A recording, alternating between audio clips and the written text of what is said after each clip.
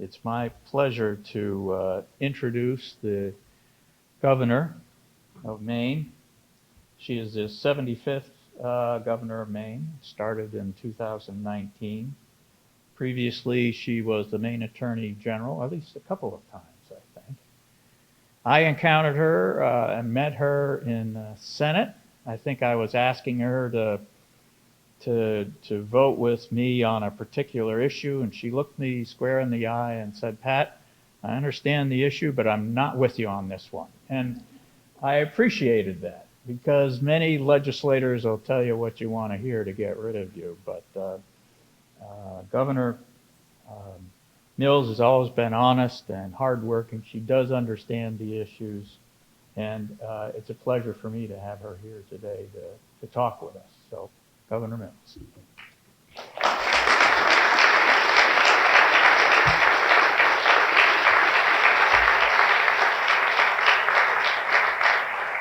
you, Pat. I wonder what that issue was. I don't dare ask. Yeah. It might have been bonded labor. I'm not sure. Oh, God. Oh. Well, I could have sat and listened to Professor Wagner for a long time. I want to have a private conversation with him about that trust issue and good events and bad events in public life. We can all learn a lot from those observations. Well, good morning. It's a pleasure to be here with you today. Not the first time I've spoken with you.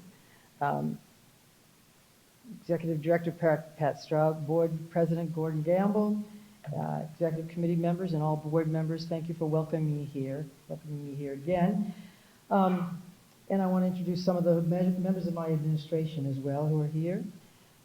You know, Isaac Newton once said, if I have seen further, it is by standing on the shoulders of giants. So when I was elected, after I took office, I decided to hire people as much as I could, hire people smarter than myself, people who are competent and professional, and people of high integrity. And so it was a great pleasure to have a bipartisan committee sift through 1,000 resumes of people who wanted to serve in state government, and then send me 3 or 4 people to interview for each of the 15 cabinet positions. And some of the people we ended up hiring, I had not known before. Whoops, that's not me. Can I just put this down? That would be helpful. Yeah. All right. I don't want to look at The Walking Dead. God, no, it's not us. So I got to hire some really good people. And during this pandemic, I'll have to say, we've done pretty well compared to nearly every other state. We've kept our case numbers as low as possible, our hospitalization rates low, our death rates low per population. And now our vaccination rates over 80%. And we're proud of that, although we're still working hard at that. But part of the reason we've been successful is because I have what I think is the best cabinet of any state in this country. That cabinet includes brilliant people like Jean Lambrew and Heather Johnson, and people like Amanda Beal, who's here today. Thank you, Amanda, Commissioner of Agriculture, Conservation, and Forestry. Heather, I don't think Heather's here, no, and staff people like Tom Abello, whom you know very well, I think. These people are leading our efforts to support the work of the Maine forest products industry in many respects, some quietly, some not so quietly. And I hope that after my remarks, they'll join me in answering any questions that you might have as well. So in June of this year, excuse me, Stefan knows. In June of this year, one radio station ran a story with a headline, quote, "From mill explosion to pandemic, Maine's wood products industry had a rocky year," end quote. What a rosy description. Well, there's no question this has been a very difficult year, 2 years, but the truth is the forest products industry faced challenges before the pandemic. You all know Maine's forest products sector contributed, according to the report recently issued this month from this association.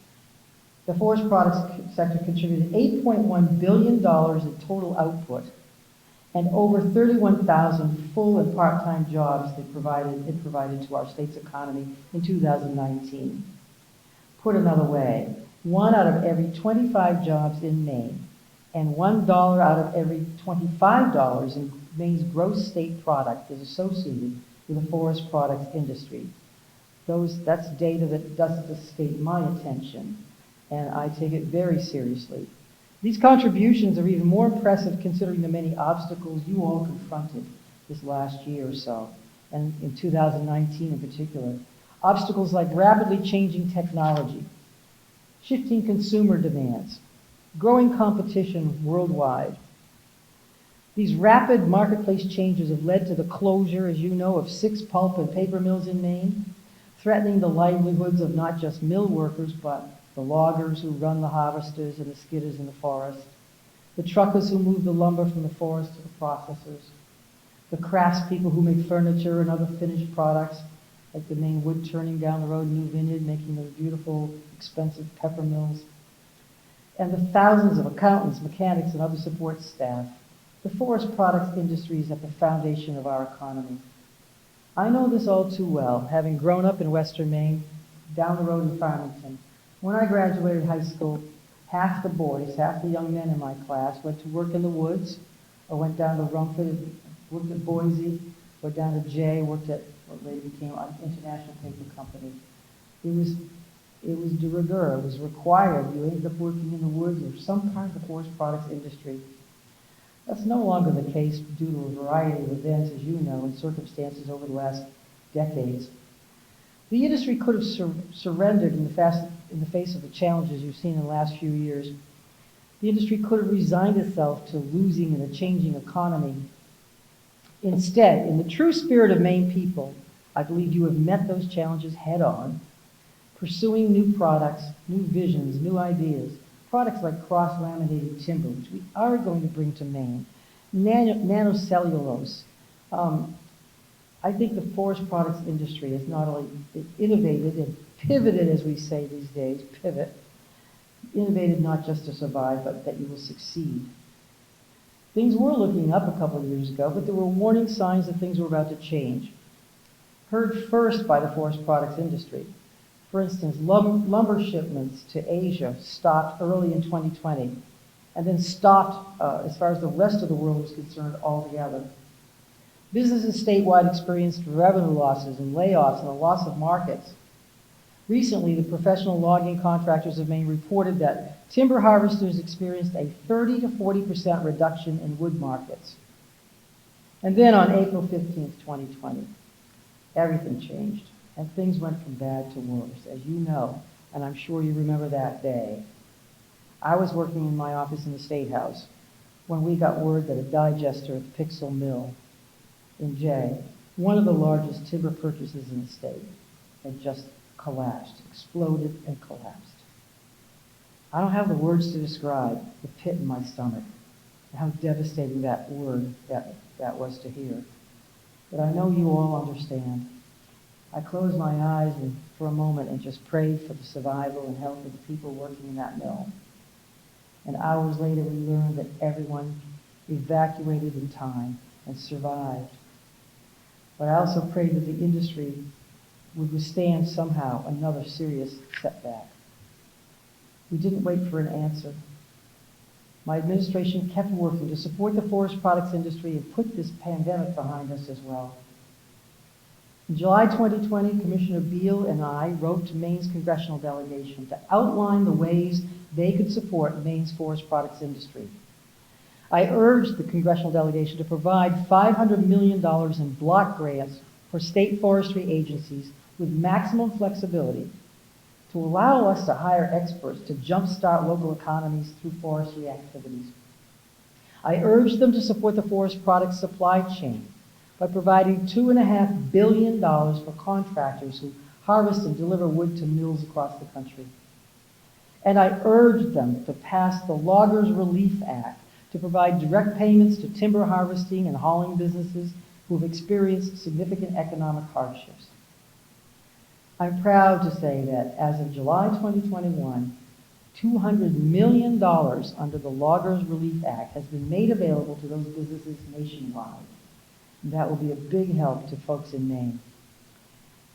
That's not the only federal relief coming to Maine for the forest products sector. The Maine Department of Economic and Community Development awarded $4.7 million in federal CARES Act funding to 75 different forestry businesses through Maine Economic Recovery grants. And as part of my Maine Jobs and Recovery Plan, the state will distribute $20 million to the Maine Technology Institute to deploy grants and loans for research and development, to develop new products and market opportunities, and provide job growth in innovative forest products industries. I'm a bit disappointed that lawmakers failed to enact that bill with a bipartisan vote, a 2/3 bipartisan vote. So that delayed the implementation of the LD and the implementation of these funds until mid-October. But my administration will be ready to distribute that relief as soon as the law becomes effective. In addition to that federal funding, American Rescue Plan funds, I was proud to sign into law a bipartisan budget this summer, truly bipartisan, that includes $40 million in new funding for the Land for Maine's Future program to support the conservation of working forests, farms, and commercial waterfronts, and public access to our woods and waters, and the protection of management of wildlife, including deer wintering habitats. That budget also includes $6 million for new aircraft for the Department of Agriculture, Conservation, and Forestry, so we can help protect our precious forests from fires. We've been lucky this year, much luckier than California, obviously, but we can't take that for granted. These investments would not have been possible without the advocacy of the Maine Forest Products Council, with Roberta and Patrick hovering in the legislature by Zoom and in person later on, doing what I think we can all agree was a very challenging legislative session. You can be confident that you will always have a committed partner in my administration, because I know that the forest products industry is at the foundation and the future of our state. That's why in my first year of office, I put forward the state's first strategic economic development plan in decades, first one in decades, and that focuses on supporting innovation in the industry, innovation that's already happening in the private sector. GoLab in Madison, for instance, is turning an idle mill into a manufacturing hub for wood fiber insulation, a venture that is expected to create 120 new skilled jobs. In Old Town, next to the mill, students at the University of Maine's Forest Bioproducts Research Institute are converting sawdust, wood pulp, and other wood biomass into biofuels. And I'll speak more about that in a moment. In New Limerick, Louisiana Pacific announced that they're converting their LP Holton mill to manufacture SmartSide trim and siding, which will increase their usage of logs by more than 30% and which will lead to 160 stable jobs in the county. Once again, you're you're innovating not just to survive, but to succeed. And that innovation will be at the heart of our ability to confront another crisis that threatens our shared future, the threat of climate change. In February this year, I signed an executive order to create the Maine Forest Carbon Task Force, as recommended by my Maine Climate Council.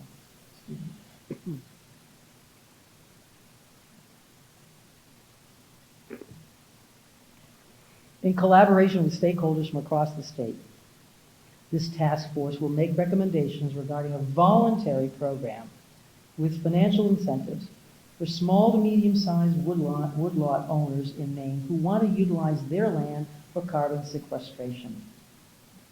Every year, you know, Maine's forests sequester an amount of carbon equal to at least 60% of the state's annual carbon emissions. This task force, with leaders including Pat Strouk, will boost those numbers to help Maine reach its goal of carbon neutrality by 2045 without diminishing our commercial wood supply. I look forward to receiving and analyzing and acting on those recommendations. Back on biofuels. In April of this year, I wrote to Secretary Tom Vilsack of the U.S. Department of Agriculture and to U.S. EPA Administrator Michael Regan to ask them to provide some more certainty regarding naturally regenerating Maine forest biomass, namely slash and pre-commercial thinnings. to allow those substances to qualify under the renewable fuels standards. I told them as we seek to achieve our carbon emission reduction goals, as outlined in the Maine Climate Council's plan, the forest industry still plays a vital role, including increased local biofuel production as a key driver of reducing transportation and heating sector emissions, while maximizing the sustainable use of our robust 90% privately owned wood basket. I'm pleased to tell you that in late July, the EPA responded favorably, indicating that Maine's biomass meets the definitions of slash and pre-commercial thinnings and is an eligible feedstock under the RFS. This certainty will help our state be more competitive with other parts of the country in attracting investment and creating good paying jobs. As part of our Maine Climate Council plan, called Maine Won't Wait, the Council also recommended that we increase the use of efficient and climate-friendly Maine forest products, including mass timber and wood fiber insulation. That will be a priority of this administration, as well as attracting new investment in forest industry companies, particularly for companies that utilize technologies to transform softwood, pulpwood, and low-grade wood, including sawmill residues. I want to thank you for your partnership in our shared efforts to combat climate change and to preserve Maine's natural resources and Maine's jobs for generations to come. In November of last year, a local TV station ran a story with the headline, quote, "Maine's logging industry is suffering and its future is unclear," end quote. There's no question that these last 18 months of the pandemic have been very difficult for everyone. My administration is continuing to confront the coronavirus with every resource available. We're also committed to fully supporting the forest products industry as you navigate these uncertain waters as well. Just a few weeks ago, I met with members of the forest products industry, with some of you here in this room, in Augusta, to chart our path forward, to begin a more robust discussion of where we can go, how we can diversify, how we can support the industries. We have problems, yes, but we have a lot of possibilities too. I'm confident that as we continue to pivot as a state, as a robust community, as an industry, that we will succeed. We'll write a new future together. And please, rest assured, in my administration, you will always have an open door, an open mind, and an open heart. Thank you for inviting me here. I would be happy to welcome a few questions along with some members of my team, and wish you a good day. I wish I could stay the whole day. I already learned so much listening to Professor Wagner, and hope you'll learn a lot more from what you do. Thank you so much.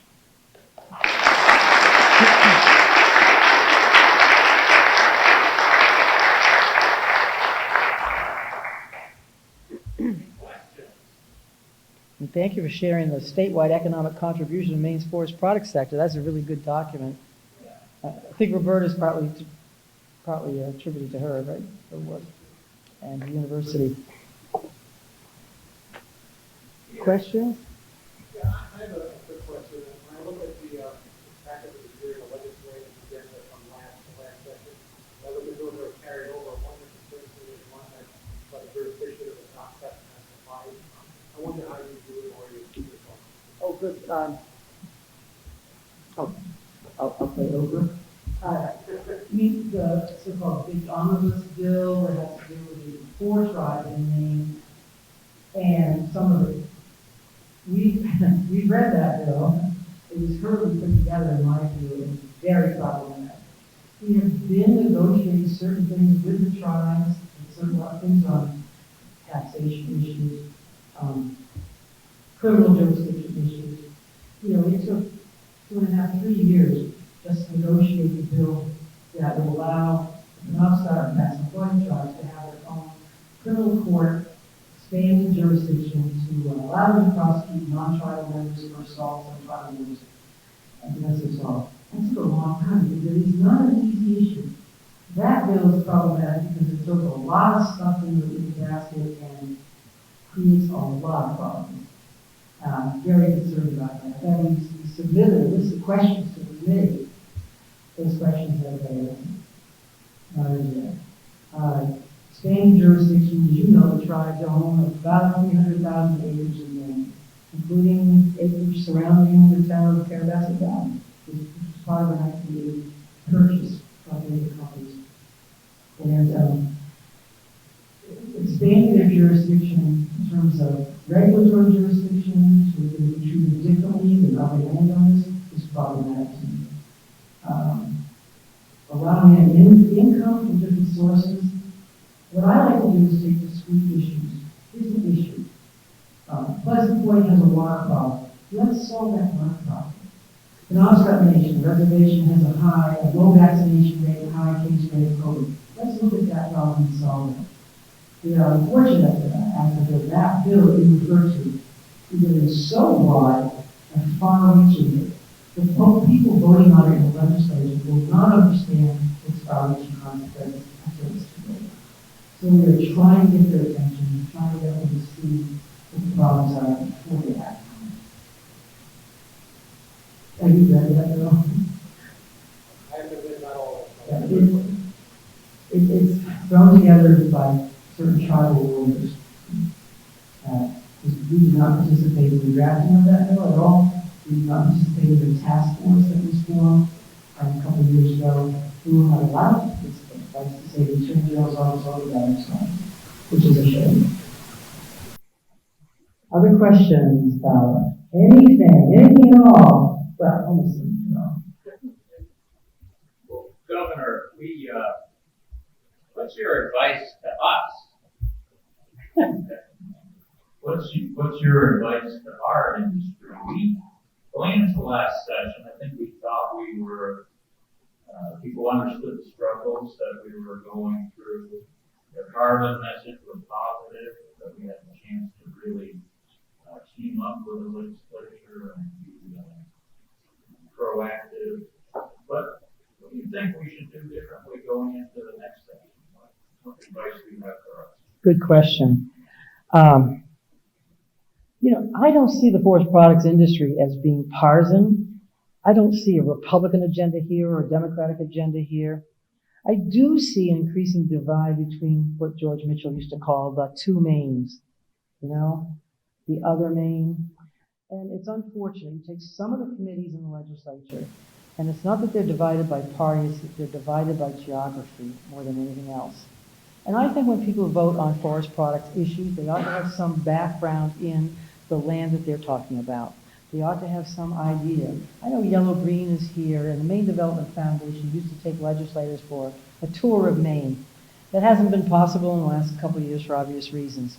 But it did open, when I saw people from downtown Portland, I'm not going to stereotype, but let's just say there's some people there who think that Deering Oaks is a forest, a working forest, and obviously it's not. And they think that cutting a tree is a sin. And they don't understand that trees get cut, trees blow down, trees regenerate. That's what they do. But taking some of those people from Lewiston, Portland, et cetera, up into to the county, into Washington County, giving them those tours, taking them to Millinocket, opened their eyes. And better yet, if they could fly over Maine, they would see the enormous amount of woodland we have and water and so many resources that other states lack. And we are the envy of many other states. And they would better understand, I hope, that the role of the forest products industry and every sector, every member of the forest products industry, and why the aerial spraying bill, the concept there, and I think the vote was almost along regional lines as much as it was party lines. You got Democratic votes who supported my veto of the bill, and you got Republican votes who supported my veto of the bill, because they understood the geography and the science. Mr. Wagner just talked about science, and he mentioned spraying. You can talk to some legislators till we're blue in the face about science. It's an emotional thing. They don't want to understand it emotionally.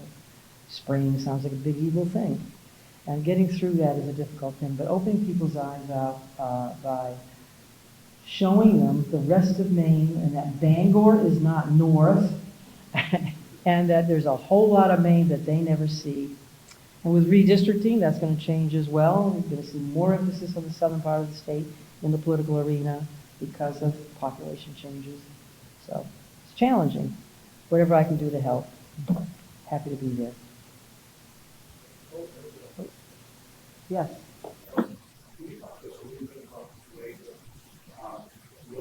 I think the borderline places more right now as far as being able to process that all of our students. And, there seems to be a pretty good disconnect among, people that jobs that are available versus people that are actually going to work. Workforce. Oh, definitely. I wish I had a magic solution to this. I was meeting with some other governors recently, a bipartisan group, the National Governors Association. They all have the same concern. Workforce, workforce, workforce. And I think it's a strange combination of things. Maine being an older state, more people are retiring and retiring a little bit earlier than they thought they would. Child care is an issue for a lot of men and women, not having enough child care and the COVID influence on schools and child care. The unemployment benefits, I think, were a factor, but not as big a factor as I think people thought it was. It's sort of a bogeyman in some respects. And that has run out, the extra $300 a week has run out. But encouraging people to get to work, I mean, the hospitality industry says the same thing. The retail sector says the same thing. And hospitals and nursing homes are saying the same thing. You saw the article about John Orestes' 25 nursing homes and how tough it is to get staff.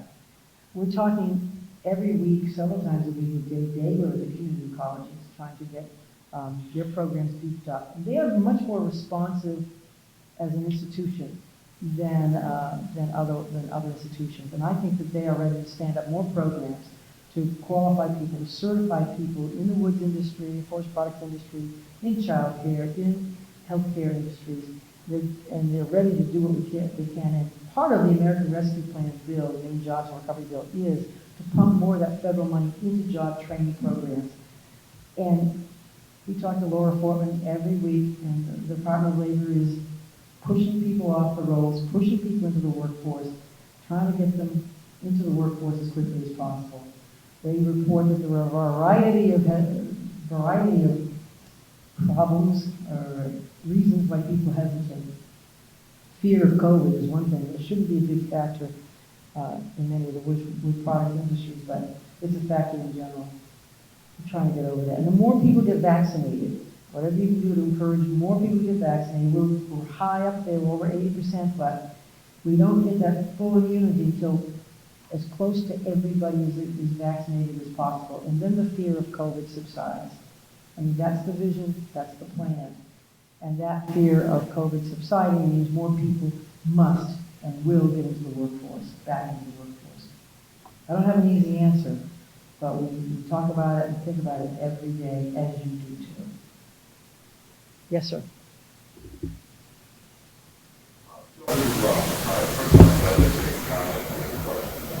We're building a pilot plant in Somerset County that will employ over 100 people in the operation.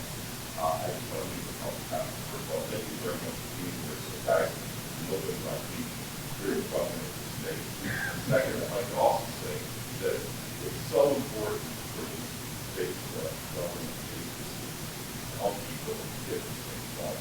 Charlotte Tate, the economic development director, shout out to her.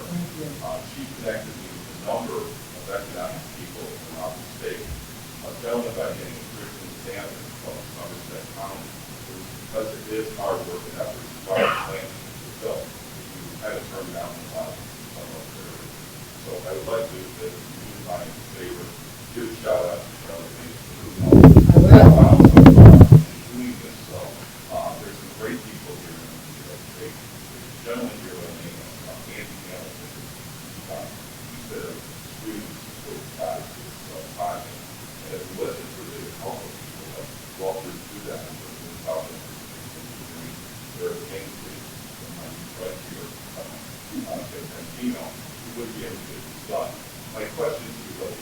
No, just stop there. That was sounding good. I'm sorry, the mic went off now. It is good, and it's good because, number one, is we will be buying $5 million of logs, so we're probably going to the bulk will pay a premium for those logs. So the logging company, roughly, versus someone with a bulk. But the question I have is, you is that we've said this country for the last several decades, what I kind of think is the money kind of where the military structure kind of we spent billions of dollars on the military. Military necessarily threats to everything. From I do think that we need to spend more in terms of industrial. So my question to you is that what is governor you think is also some of these federal programs that are supposed to help us?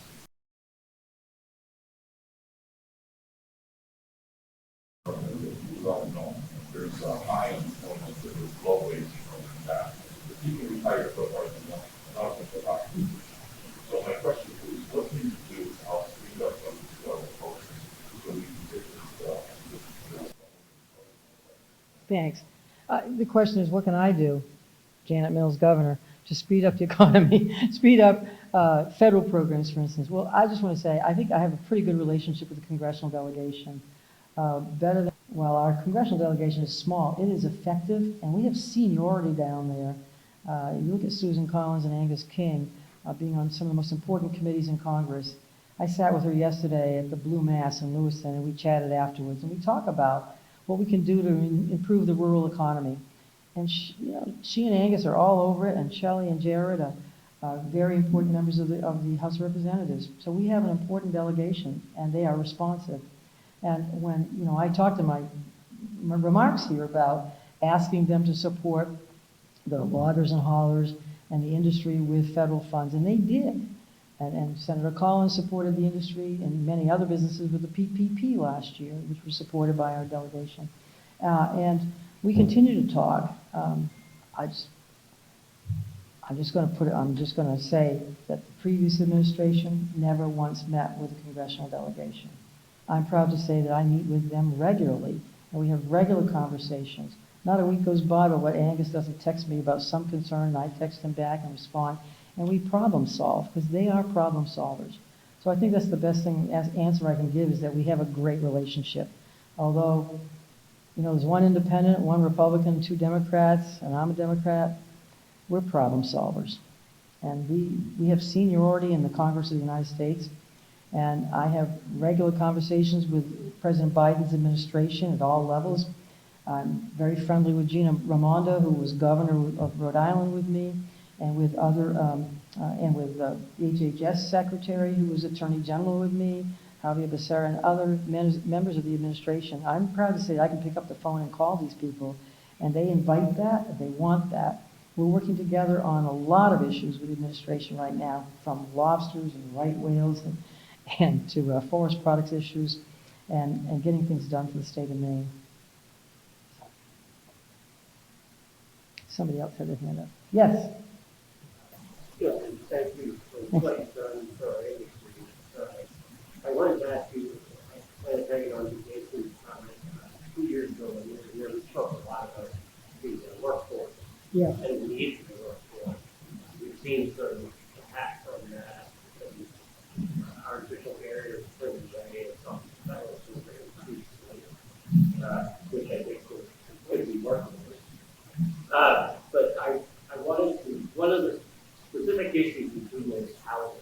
It seems like housing in rural areas, especially given those demand has created a real problem for affecting people in some of our more rural communities. Jacksonville, Greenville, you name it, really. What do you think these districts can do? What can we do in the state and in the industry to try to address and move beyond that? Well, let's make sure the new housing is all stick-built so we can provide natural resources to build it. No, part of the American Rescue Plan money that we're funneling through the state, and our bill, OB 1733, the Maine Jobs and Recovery Act, includes $50 million for new affordable housing. Now, it doesn't have to be brick-built stuff that takes 3 years to put together, because there's also workforce needs and shortages in the construction industry. It can be temporary housing. It can be a trailer park, as far as I'm concerned, temporary housing, interim housing, or, final fully built apartment buildings. But there's no restrictions on it. That $50 million is going through the Maine Housing Authority, and we're going to make sure it gets out the door starting October 19th, which is when it got delayed to. That's a big part of our Maine Jobs and Recovery Program. We hear this all the time. You're reading the paper about nursing home staffing shortages. Part of the reason the Deer Isle nursing home, the Island nursing home is shutting down is they can't find housing. You could pay somebody a lot of money to work in a nursing home, but if they can't find adequate housing, and you can understand why a place like Deer Isle, that area of Maine, has been bought up by a lot of fairly wealthy people, and there's no affordable housing for working people. And so that's a problem, not just on the Gold Coast, but elsewhere in Maine as well, as you say, in Jackman and Farmington. But we are aiming to put a lot of that federal money to work in providing housing in the short term and the long term. Other than money, what can we do? Put out proposals, invite people to come up with solutions. Maybe some of you have solutions in your heads right now about quick turnaround housing opportunities. Last spring, we thought we were going to have a booming hospitality season, which we did. And I knew that there was going to be housing problems. And I called around some of the college presidents, from UNE up to College of Atlantic and the University of Maine campuses. And I said, you're not going to use those dormitories over the summer, are you? Can we pay you some federal money to use those dorm spaces for workforce housing for people working in the hospitality industry? And I was kind of excited about that. The hospitality industry responded that they didn't need the housing because they couldn't get the people, particularly the J1 visa people, the H2A people, whatnot, H2B. And so they didn't get the staffing they needed to fill the house. But it's just one way I was trying to be creative in finding housing for people during the off-season of the universities, colleges, and supply that to for the workforce that we anticipate. So I'm always trying to think outside the box. Yes, housing is a need, and it's not just in Jackman, it's in Portland, it's in Lewiston, it's in Farmington, Maine, too. Yes, sir. Hi. You just got kudos over here, I just wanted to say that I think you are the best representation of the concept that Alexander Hamilton is not related. Announced many centuries ago, and that is the importance of the power of the executive during times of crisis. And what he's done, from my perspective, as somebody who's married to Bangor's public health director, Oh, yeah. he thinks Dr. Shaw is a total lost art. Shaw. Got his own candy bar. How about me? I hired him. No. The gentleman to my left here, Tim Hupak, he and I used to have pretty regular conversations with Derek Langhouse. Where's Tim? Is that Tim? Oh, I didn't see you there. You should answer the question about the tribal lands. Come on. No. I'll pass it on. So, Gavin, I just think it's really been important to have a strong executive that knows balance, knows the main people, knows the main economy. My question is to build off. Oh, stop right there. Come on. You're going strong. I'm agreeing with him. My comment and my question is, I think in addition to the rock stars we have in the governor's office, you have a commissioner, Helen Wilson, and Commissioner Heather Johnson, and their teams, remarkable commissioners. And I would say it's great to see our ACF commissioner here today as well, to rock stars. But the reason I'm so focused, working on community redevelopment projects, I serve on the communities committee of the Four Main effort, whose number one objective right now is housing. And we're spending a lot of time studying that, understanding the relationship between workforce and housing.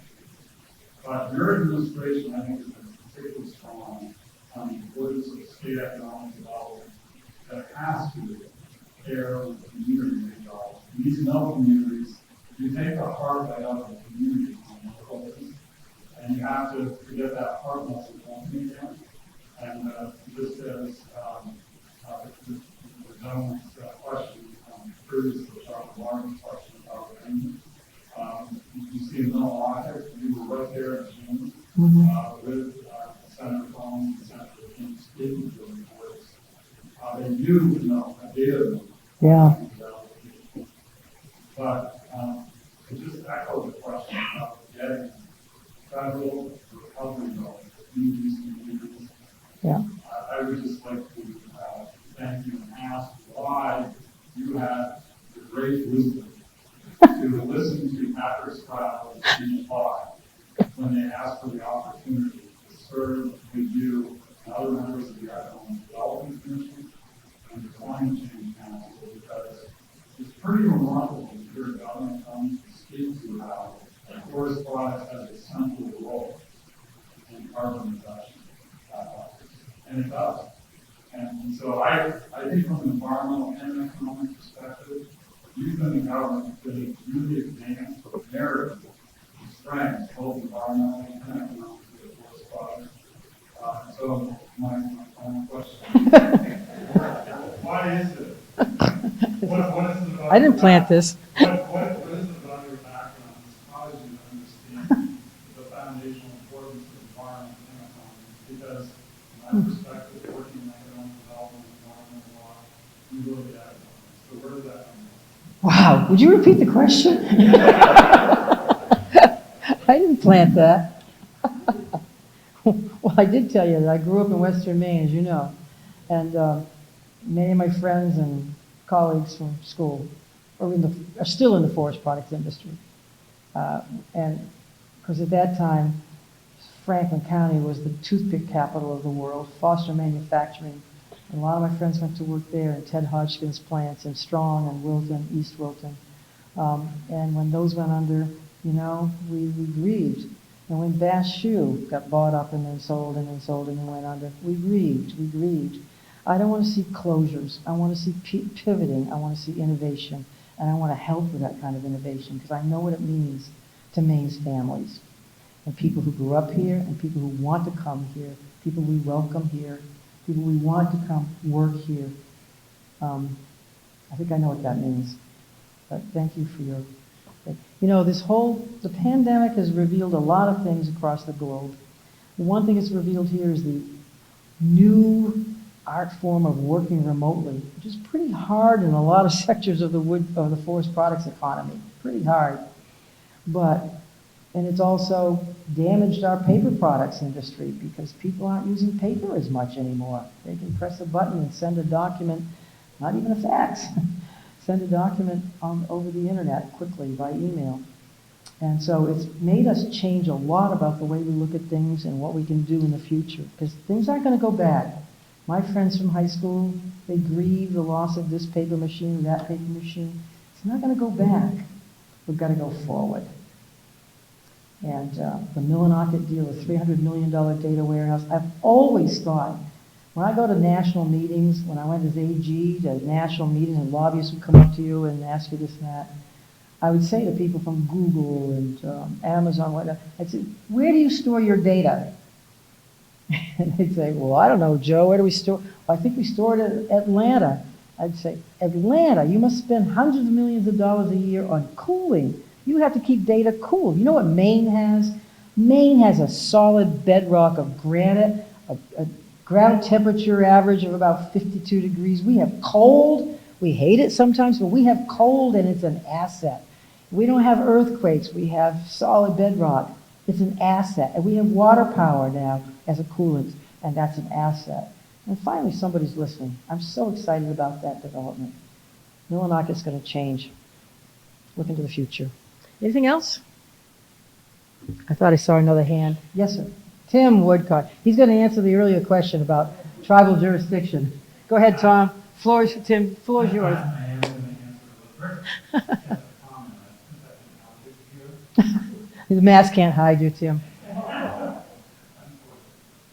first, I just want to comment on the answer that you gave on the tribal jurisdiction bill. Tribal jurisdiction bill essentially is a